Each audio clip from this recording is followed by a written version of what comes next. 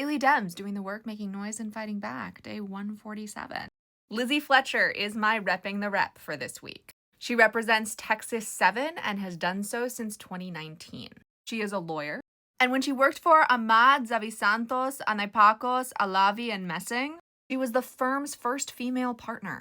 This is her statement on DT's attack on Iran. Really liked that she focused solely on his wrongdoing. Rob Menendez has started a Substack.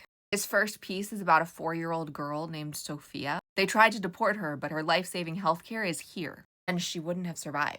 But because of activists and our noise, they reversed the decision. And the new Dems just started their Substack too. They're a little less progressive than you probably prefer. But on the topics that are immediately important, like the budget and democracy, there is no better source. You're really missing out if you've written them off. Also, you should check out their podcast, The Fly-In. I'm super excited to see what they do with long-form written content. George Whitesides went to Adelanto when he found out that his constituent was being held there.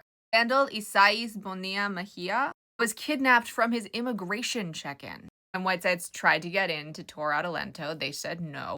He waited and he persisted and he got to actually see and talk to Randall. And then he's sharing his story, so we say his name.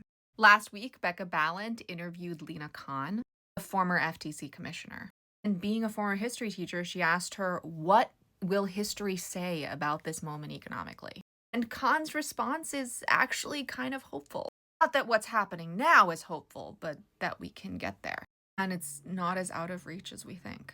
Mike Thompson and Nydia Velasquez introduced a bill titled Police Not ICE Act of 2025, which would stop ICE from identifying as local police, which has eroded the relationship between police and immigrant communities, which, yes, in some immigrant communities does actually exist. You've seen empty chair town halls. Ron Wyden has escalated it.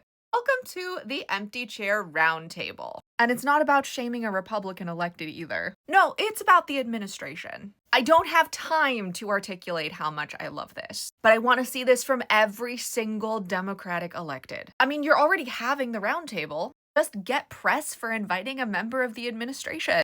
So those are just some of today's fighters. If you're still here, comment at least 7 words because that helps the algorithm.